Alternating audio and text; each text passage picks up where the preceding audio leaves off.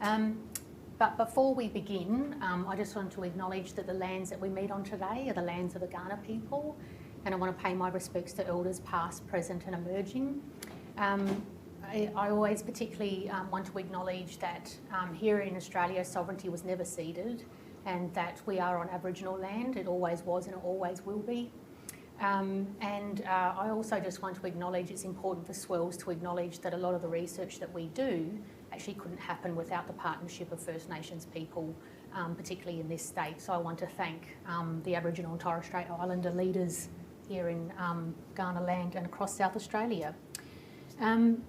Now, this is going to be really informal. So this is a conversation. This conversation kind of came about by talking to colleagues around before accreditation for social work and in some planning meetings around how we think about the teaching research nexus. And, you know, there was conversation around what is it, you know, how do we think about it? And so we thought it might just be useful to have a conversation about what the teaching research nexus is and why that's particularly important for social work.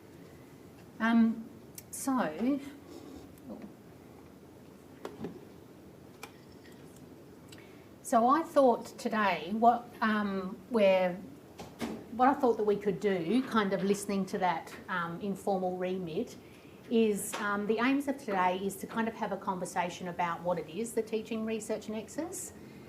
Also then have a bit of a thought conversation around why does this matter, and then how to start to strategically think about it. So I'm going to kind of set the scene around a conversation about what this is, but I'm going to ask for input, you know, as we kind of work our way through these three aims as well. So I do see it as a conversation amongst everyone as well today. So, what is it? So one goes to the literature when they try and work out what this stuff is. What is the teaching research nexus? So I just want to share with you some things that I found that were consistent across, you know, some of the literature or the readings around this. I want to kind of firstly say that the scholarship comes up a lot. And I'm going to talk about scholarship in the next slide. So scholarship is seen as the mediator between research and teaching, which is quite nice. You know, the nexus, it's the mediator between the two. And in this kind of context, often scholarship is learning in a research mode. So you'll kind of see throughout my presentation, it kind of revisits that, this research mode or this research way of thinking. But we're going to have a look at the word scholarship in a minute. When people look at what is the teaching research nexus, often the literature and those who revisit this classify it according to these 4 points around how to describe what it is. So if we kind of go through those, research-led teaching, what is that? That's where students learn about research findings. The curriculum content is dominated by, you know, the discipline's research interests, and information transmission or information sharing is the main kind of teaching mode.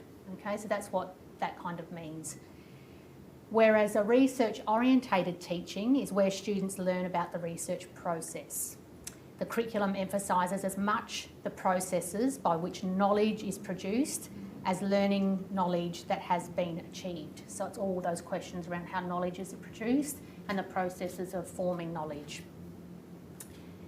Research-based teaching is where students learn as researchers. So the curriculum is largely designed around those kind of inquiry-based activities, and the roles actually between the teacher and the student is minimised. So you become researchers together, an inquiry kind of approach.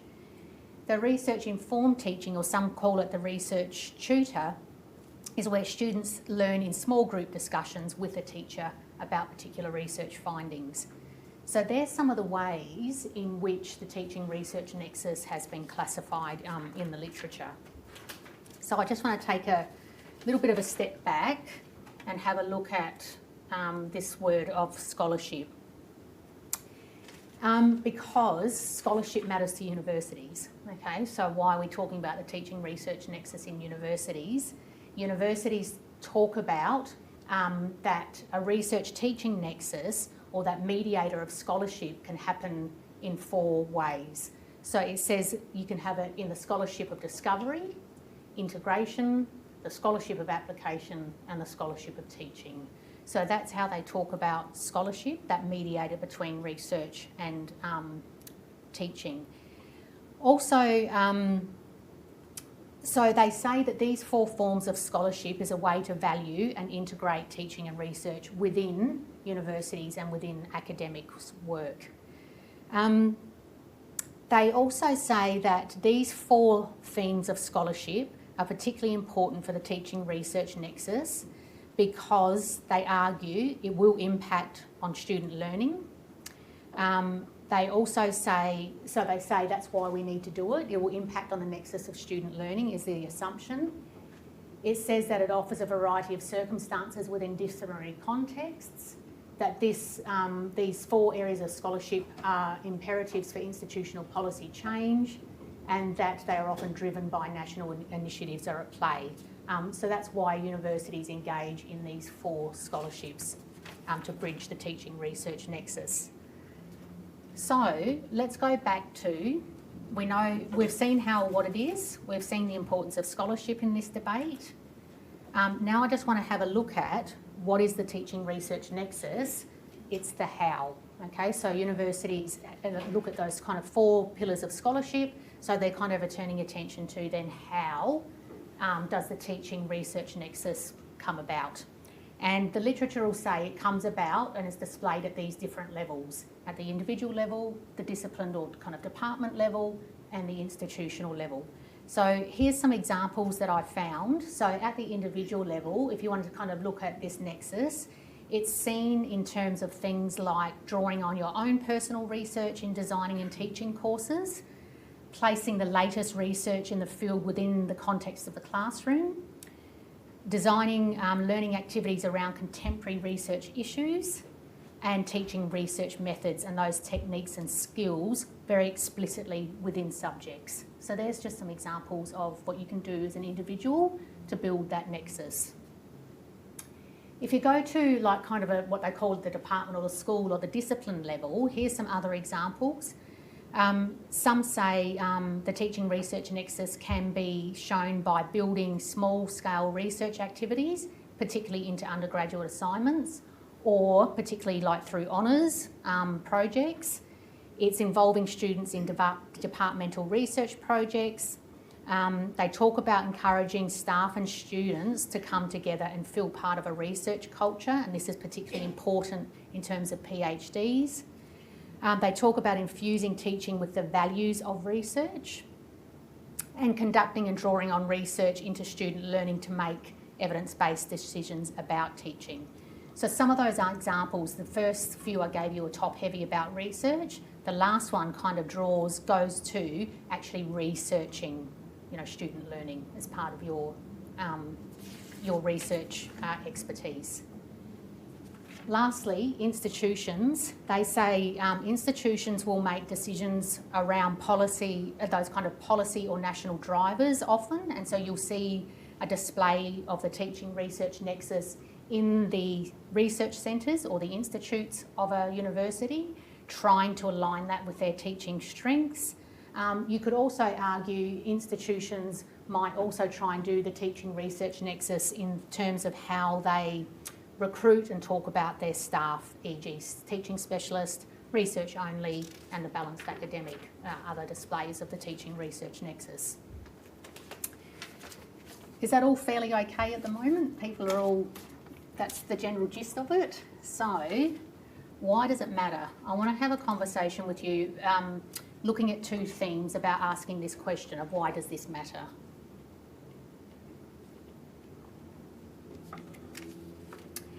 So, there is a bit of a, so these kind of points come from the literature again, and what I saw was that some of these are actually come from research findings, so people researching the teaching research nexus, and they make conclusions about their findings. But also I've found that a lot of these can also be quite idealistic statements, okay, about what they think the teaching research nexus is doing. So if you have a look at these, why does it matter? people in this area will argue that it matters because it actually epitomises universities, okay? It epitomises the higher education institute. That's what we're about. We need to have both. The two need to be really good friends. That's what makes us unique and special. People will say that when they mainly research universities with research-intensive universities, they say the findings show that actually the teaching research nexus engages and motivates students much more. It's kind of like a research finding. Some will argue that they would, having this will develop important graduate attributes of the students that are graduating from universities. There is an idealised argument that it prepares students for more future employment, and some will say it offers better professional benefits for academic staff to have this in their work. So you can kind of see that kind of idealistic, that the nexus becomes a catalyst to encourage the merging of boundaries between teachers and learners, lecturers and researchers, and for the nexus to become a truly two-way relationship. So people value it for the two-way relationship. So that's all kind of, okay.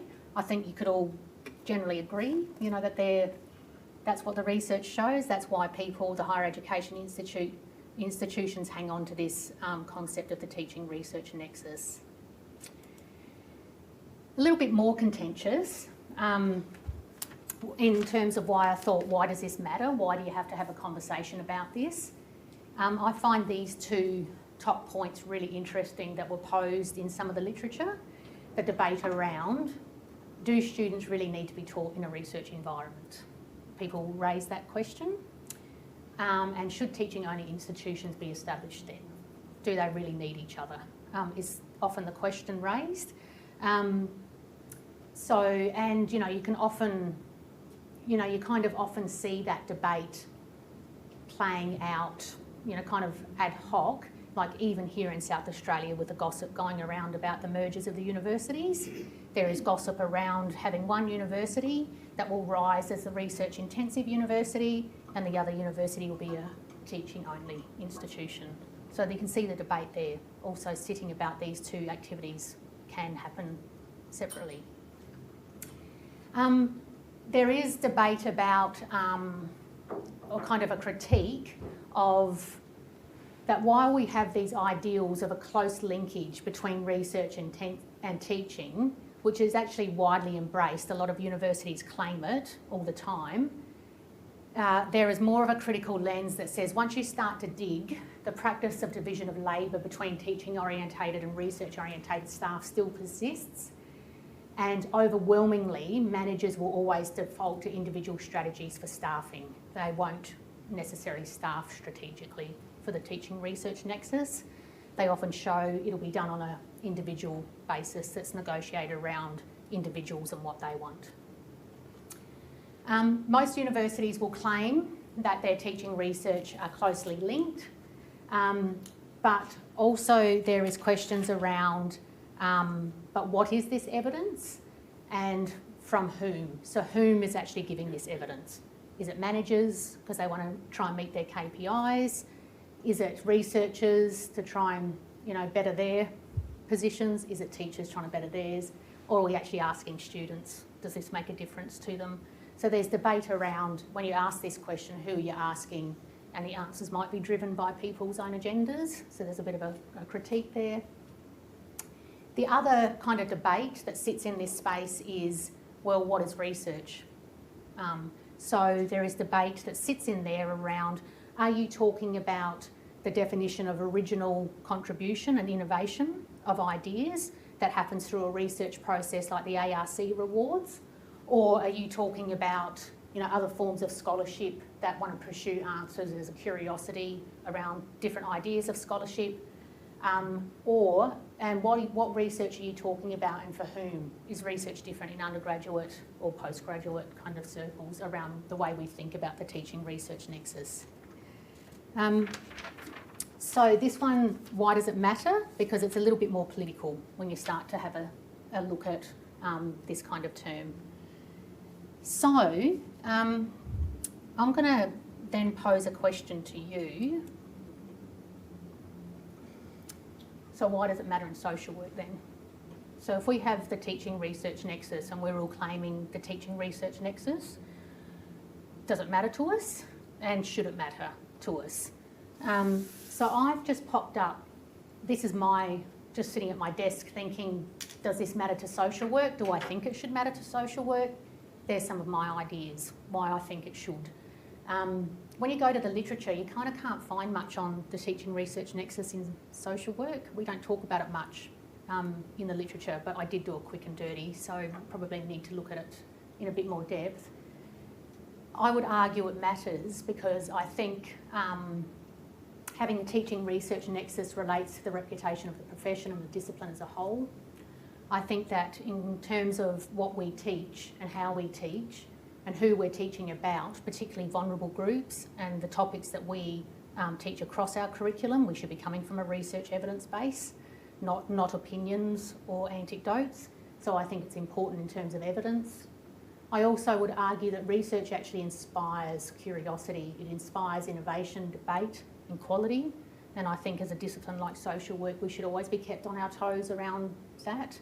And so for me, the research process always invites an element of critical thinking, I would argue, around testing and ideas about what is knowledge, for whose purpose, who benefits, critical thinking around assumptions, biases, but also the importance of having a robust, valid research process to claim what we want to claim. They're just my thoughts. So I was thinking, I'm going to open it up because I want to maybe see why you think it matters to social work before I kind of open up this question around strategically thinking about the teaching research nexus in social work. So I'm going to pause there and just see if anyone's got any comments or questions or want to add to that list, and I'm going to type them on. Lana. I was just going to say, because we've got research. Oh, yeah. Good on. Thanks, Hayley. Oh, I forgot already. Thank you.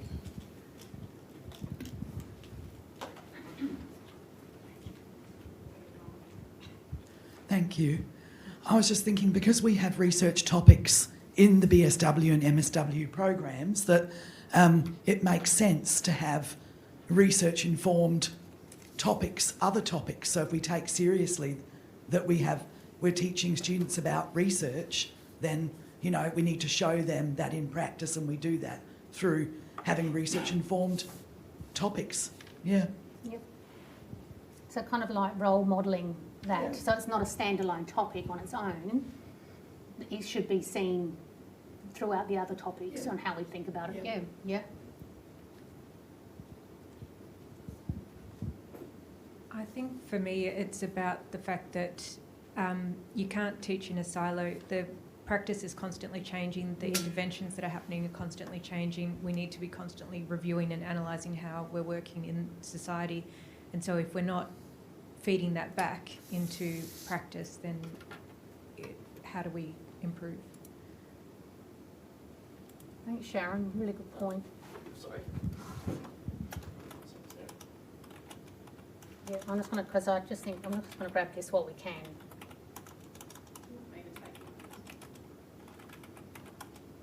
Oh, see, now I'm nervous because you're watching me type.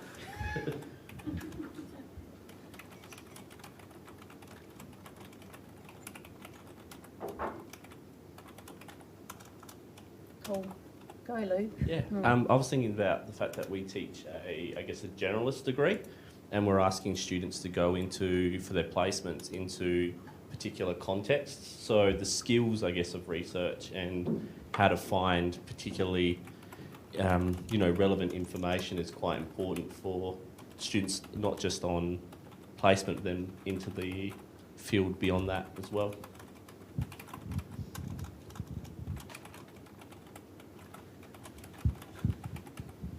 Nice. Thinking about it from within a topic and teaching, what comes to mind for me is the idea that measurement drives behaviour. So within a topic, we're researching what is happening within the topic as well, and it's being informed by other things. But when we design something, we design the assessment, that measurement becomes really important in terms of outcomes.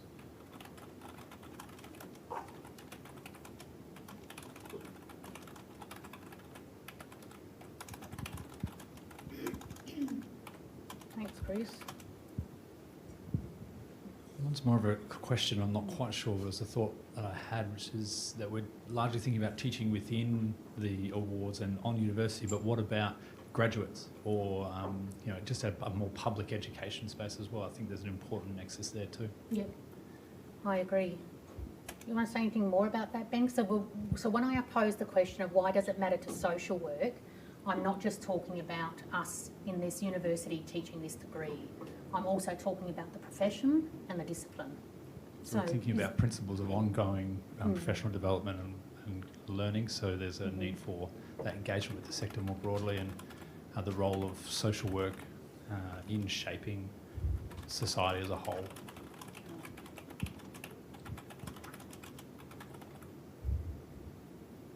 Yeah. Sorry, if we're thinking more broadly too, I guess what jumped into my brain then is I think that's clients deserve, contemporary, solid practice, and moving, I think you were mentioning, Sarah, around moving away from our own anecdotes and ideas to, ideas that are more, I don't want to use the word professional, but you know what I mean? Like more concrete, more solid. It's not just us making up stuff, It's about a quality service. I also think it's about the evolution of the profession. It's changing and should be changing, and so it needs a good, strong evidence base to help it evolve, but also recognising that it contributes to other professions as they evolve as well. For example, psychology.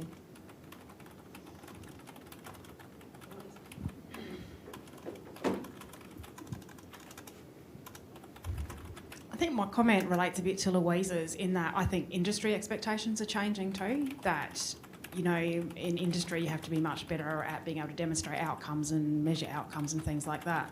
And so we need to be equipping people to be able to do those things and think about it in a really useful way.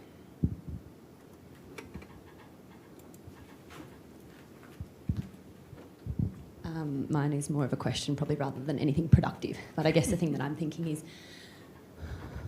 what important knowledges might then get relegated, or might we have to be really careful of not classifying lesser knowledges like kind of First Nations ways of knowing and being, decolonising, lived experience stuff. Like how does that fit in this nexus if we're engaging in this idea of kind of credible research?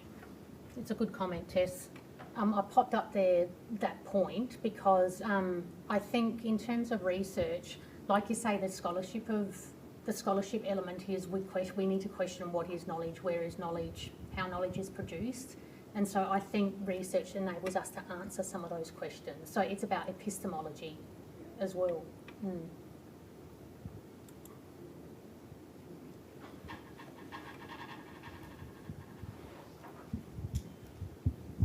Okay, so this might be related to critical thinking. So it's about the concept of reflexivity, which I think is really strongly related to teaching and research in social work, because the main idea is to train students so that they can have that sort of broad-based knowledge, so that they can be critical thinkers and be reflective in their practice, so that you don't have a situation where students might think I've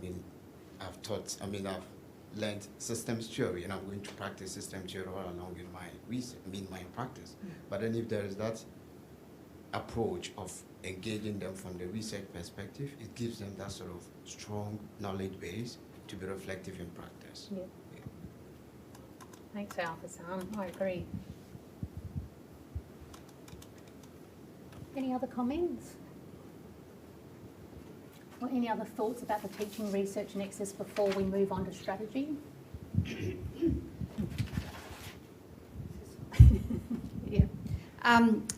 Probably everyone's expecting me to say this, so I'll say it. And it probably follows on from what Tess says, that I think it's around research in a much broader sense around kind of understanding issues around epistemology and ontology in a much broader sense, so recognising that different points of view and different theoretical approaches or even research methods actually come from different places, different, they privilege different sets of values and knowledges, and I think that without knowing that, it's very hard for students, practitioners, anyone to distinguish, to have an informed approach to the kind of knowledge that they draw upon and that sort of stuff. And so I think it's about connecting teaching and research to politics and power relations.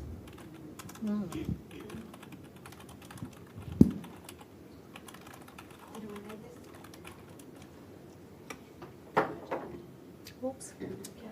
What have I done? Sorry. I was just thinking about what Kate was saying, and I think that what we're talking about here is about teaching in a research environment rather than you can do research-informed teaching in a teaching-only institution. And so this is about being in a place where it's clear that knowledge is being generated through research with all of the caveats that Kate's put on it. And so I think that for us at a discipline level, we need to be talking about being researchers, not just about being teachers as part of this. Because we could go and work in a teaching place and draw on all the other research that's been done and do a beautiful job, but this is about making knowledge production visible in our teaching. Yeah, nice.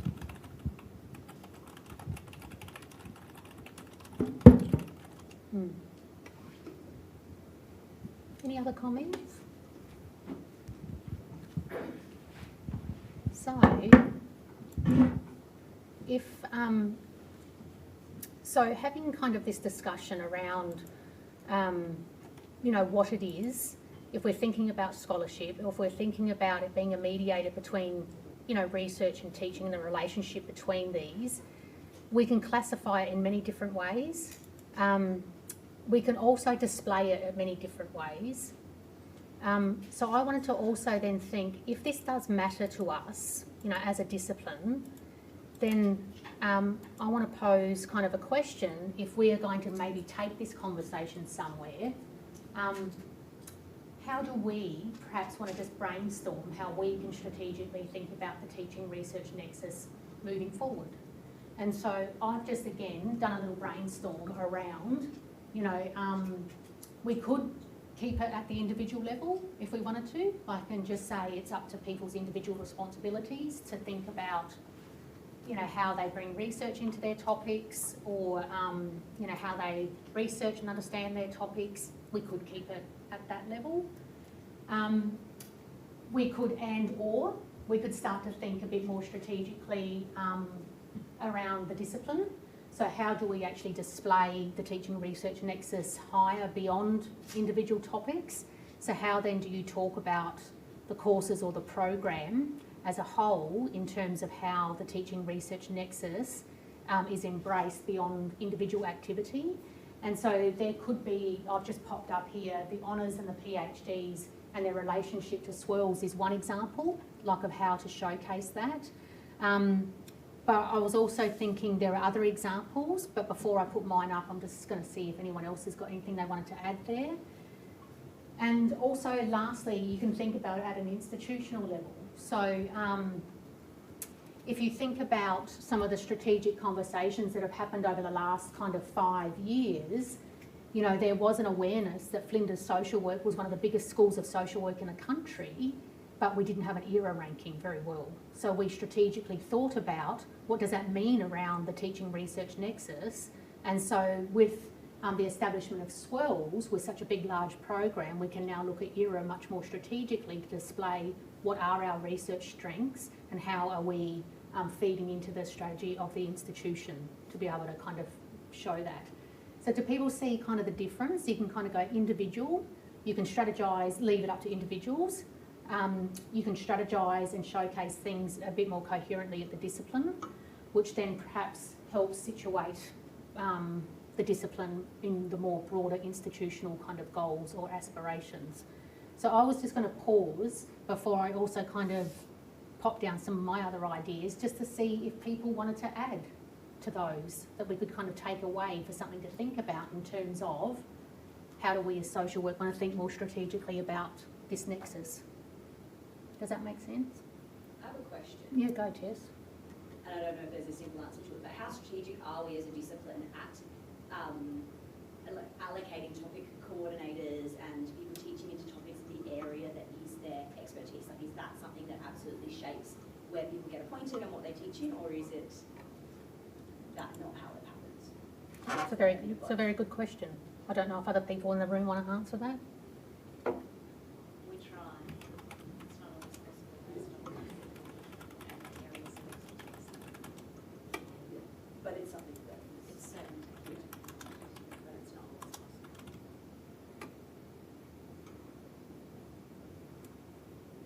Other ones?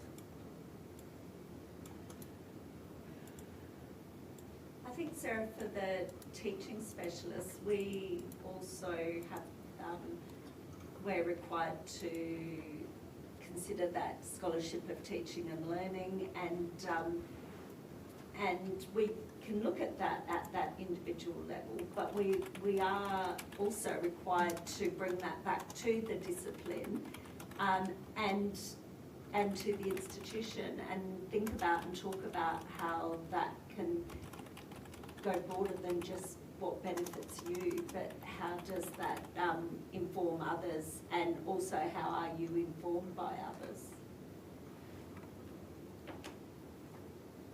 I'm going to pop that there, Louise, something like that. Yep. Other examples? Is what Ben's doing in social policy an example? Like, he's got a research process that runs alongside the topic that he teaches into that is about tracking how students feel. Do I need to repeat that? Cool, I'm pretty loud. Yeah, that's about kind of tracking how students are experiencing that learning environment, and then he's researching that. Is that kind of an example? Sounds good. Yeah. He's just applied, so he's been doing that, but he's just applied for a grant to back that up. I wish he was here. So that's kind of about researching your teaching. Yeah. By using the research process to do it. Which then gives you those formalities of ethics, process, outcomes, publications, all that kind of thing. Others? I think there's a real challenge in this about how we do interdisciplinary work as well, because it's required in our professional practice. And so I think I don't know whether that sits at an institutional level, but it's picking up on what Louise was saying as well, but that we're drawing on stuff that's being generated by other disciplines and bringing it into our teaching and our practice all the time. I'll put it in the institutional level, do you think, Lorna? Yeah, I think that's, I think, yeah. It's a good question. And then the other thing is to, I think it's a separate conversation, but it's something about where lived experience fits in all of this as well.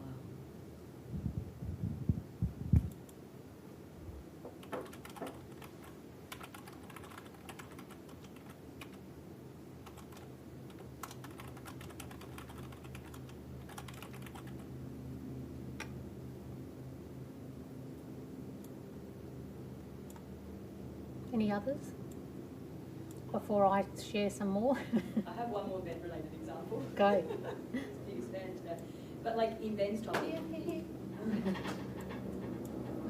In Ben's topic for each of the weeks, like say if there's a topic on domestic violence, Sarah will come in who will speak in the podcast about your research about domestic violence. So it's not Ben talking generally about research, it's him bringing someone in that is a researcher in that field, and then you speak to your research. So each week we have mostly people from Flinders, but our students are engaging with 6 or 7 different academics from Flinders and knowing the area that they research in and a bit about the research they're doing. Yeah, cool. or even how they've used research and practice. I don't need it. That's all I'm sure.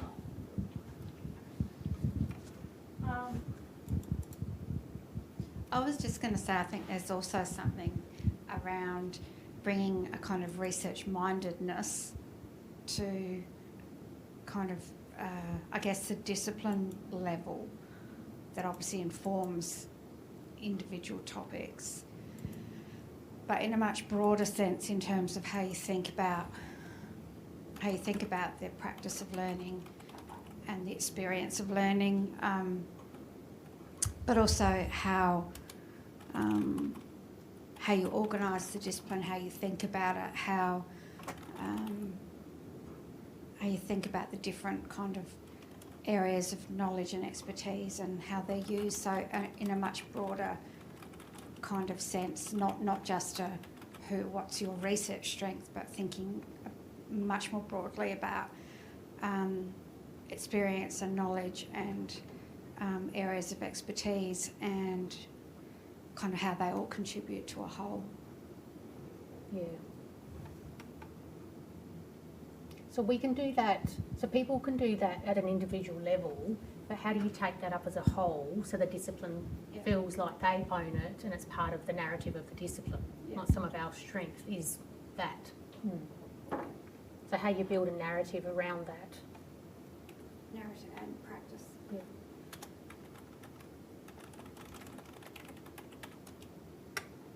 Any others? Oops.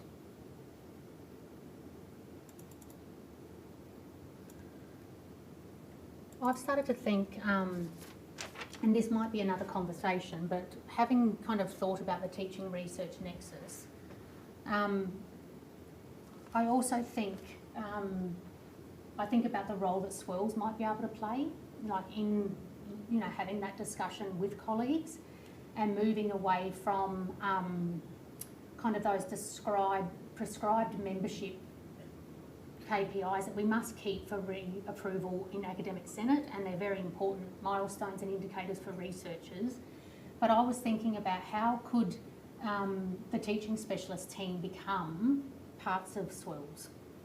And so that is around how we understand the scholarship of teaching, or how we, you know, lead kind of in that space, how you can potentially start to form teams with researchers and teachers asking some of those questions of our teaching or our discipline. I've also started to have a think about the graduate certificate for trauma responsive practice was an example where we went out to the industry and we marketed that according to a teaching research nexus or a teaching research practice nexus. So when you say and claim things like that, how's that actually shown in terms of the leadership of a research centre, for example? So I think there's also potential in how we think about research practice or nexus, or the research clinical kind of space as well. So there were some ideas about how we start to form and build teams that perhaps devote time to the teaching research nexus. And whether that's in our discipline teaching or to showcase the narrative of our programs or our courses, or whether it's something in terms of a bigger question around social work education or the preparation of social workers, the future of social work, putting teachers, clinicians, practitioners and researchers in the same room, I think offers opportunity for that. So when I started thinking about the teaching research nexus, I've now started to think about adding one more, and that's the practice nexus that probably has to come next. So we can finish there if no one's got any other comments or questions. I hope it's given you some food for thought. And I was just going to say, I think that's really helpful for research translation. When I've been looking at the applications coming through the NH, and I see people talking about research translation as their teaching.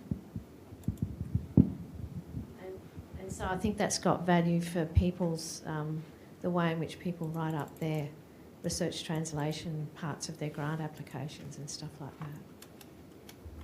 I'll just grab that, Lorna. Yeah.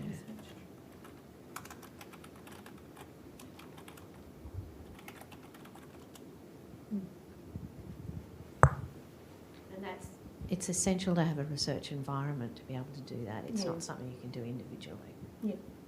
Yeah. Sarah, I think also when you think about that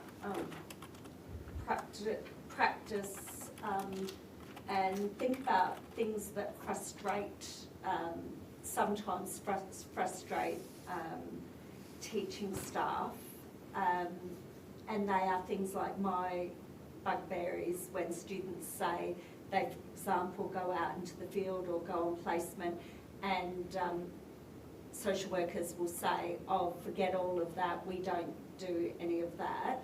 And making sure that we try to challenge that narrative by using some of, like for example, people in the grad cert, part of those people who wanted a change, bringing them back into the classroom and getting those people to come and speak to students and talk about, well, actually, I am practicing and this is what I do and this is what I expect. And students respond really well to that. I did that with fourth years this year and they really commented on enjoying that, you know, having people present a different narrative.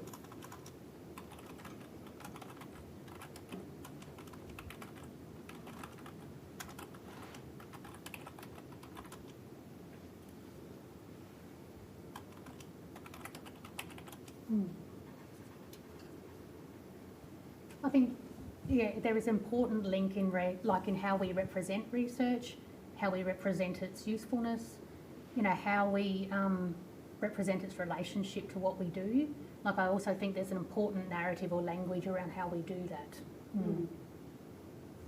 Which is, you know, I would argue that's the nice thing about being part of a discipline or a profession is to welcome those kind of conversations amongst us and to have a shared language. Any other final comments? Otherwise we can finish there. Hope that's been of some assistance or help or use to think about why we wanted to talk about this topic. Hayley and I'll type up these notes and we can send them around as well. It's a build up, isn't it? And then I come out with something correct. I think it's just worth saying, and I may be on my own here, but I think that thinking about research, practice, teaching Nexus, any one or any all of them, is especially fraught in a discipline like social work. Because social work has relied so much on other disciplines and it's also got some pretty scary history in terms of the types of knowledge it's drawn upon. So I think that makes it kind of even more crucial that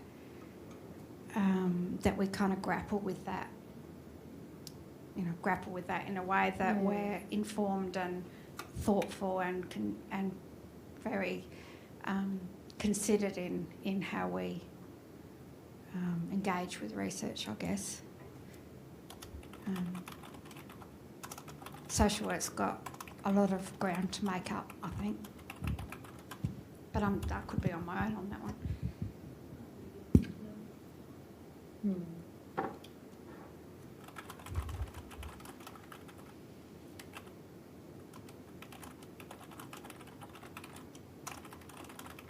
I'll tidy this up for people. This is just so I grab it.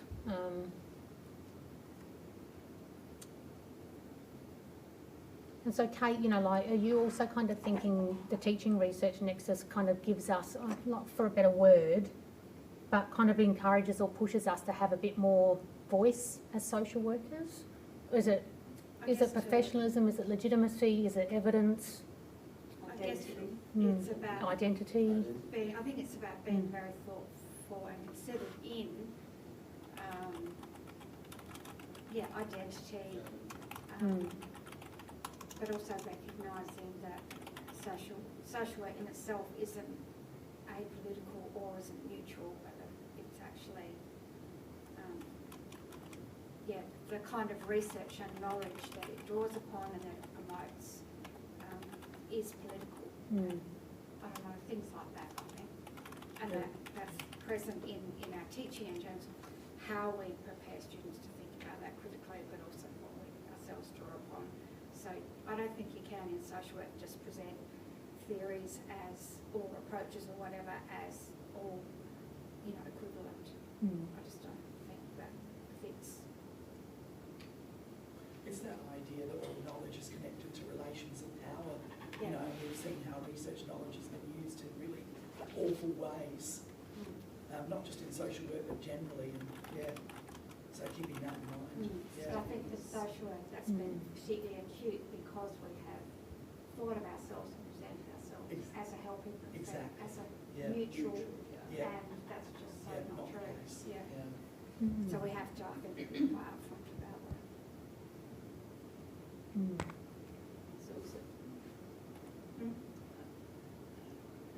It's also like, what is research in a social work context? There's so much, there's disparate ideas that completely conflict and contradict, that mean that there is no real coherence to what that would look like.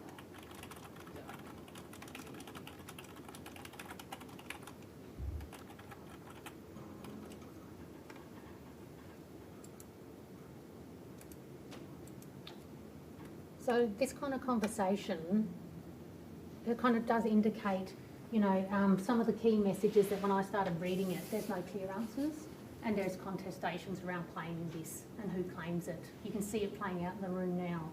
So people like to kind of claim that the research teaching nexus is a good thing, but it is often built on ideological argument. The evidence behind it and what the outcomes it produces is a little bit more hit and miss in the literature from a research process or evidence point of view, which is interesting in and of itself.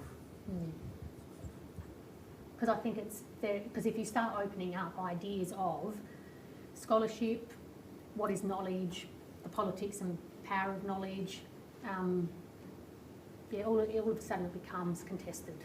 So is that the starting point, that we need to get really, really clear on what knowledge means to us? Yeah. Because I worry that otherwise we fall into the broader institution's idea of research in this really positive sense, that there is this objective reality that research is neutral, that this is all of the power dynamics that we as a profession should and often do engage with. Do we need to have a really clear narrative around what this means contextually to us, who a lot of our ways of knowing directly challenge these ideas of what is evidence, or some ways of knowing directly challenge these ideas of what is evidence that is valued by the broader institution. I think, yes, except that I don't think that is any common. I don't think that's a common. But without that's that, not a we common just... social work point. Social work does not spend one of those. Yeah, which is what I Not sure. earlier. But without this kind of critical interrogation, do we just then fall into kind of engaging with these positivist ideas in a profession that iron? That's the contested nature of social work. So social work will engage in positivist ideas. There will be schools of social work that subscribe to particular epistemologies. So a few people in this room, you can hear their criticality, so you can hear their kind of structural critical perspective, but that is one school of social work, and it's probably not used uniformly in this school or across the country. So that's the other thing, is that social work doesn't prescribe to one understanding of knowledge. Whereas, in psychology, I guess a lot of the research is positivist, or in medical, in med scientists, that kind of thing. So there's much greater coherence, whereas in social work there's not. But I guess you would still get from different classes or different sub-disciplines the different ways that they view research. So if you're doing an undergraduate degree and a sense of research and criticising research and what evidence means is weaved through a number of different topics, then you get access to, structural understanding, access to, and you can as a student kind of think about those different ways rather than try and get everyone in a really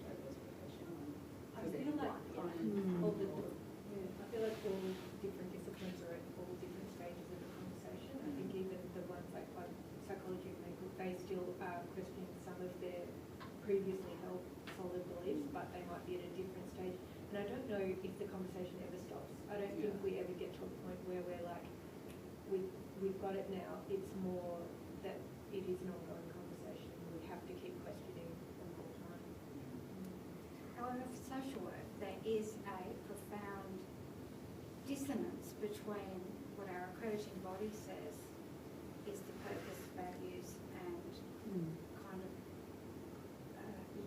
foundation of social work, and practice and research. And I think that's something that I don't think not we here, but we more broadly have really grappled with, because as an accrediting body, there's no at least in terms of what's written, that's very clear that that it's around structural inequality and addressing injustice.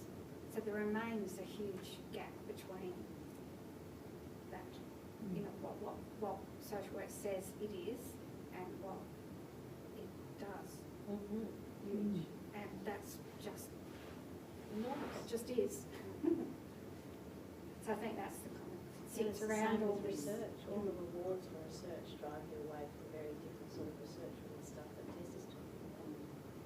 I was thinking about, the contested nature of knowledge, like in different disciplines' journeys, but I also think the research process or research should also give the skills of argument. So the research is not just a process that you work through in terms of ethics or from start to finish, but it gives you some of that criticality around how do you form an argument? How do you justify what you say?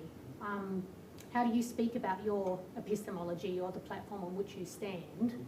And so those things become also really important in social work if you're going to link it to things like advocacy or ideals of social justice or ethics, those kind of other things. Because just because we think this is important doesn't mean the world thinks it's important. I think the research also invites the skills of argument. That's why people also do honours in a PhD or present journal articles, etc. So we're trying to persuade something or further the knowledge on something and hypothesise and test that.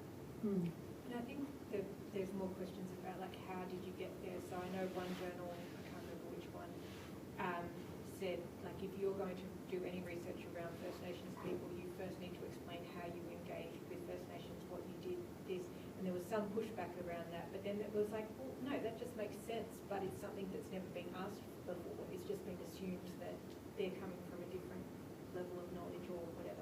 But now it's an expectation that we need to understand where your epistemology is coming from. So I think there's just that shift in, getting a bit more understanding.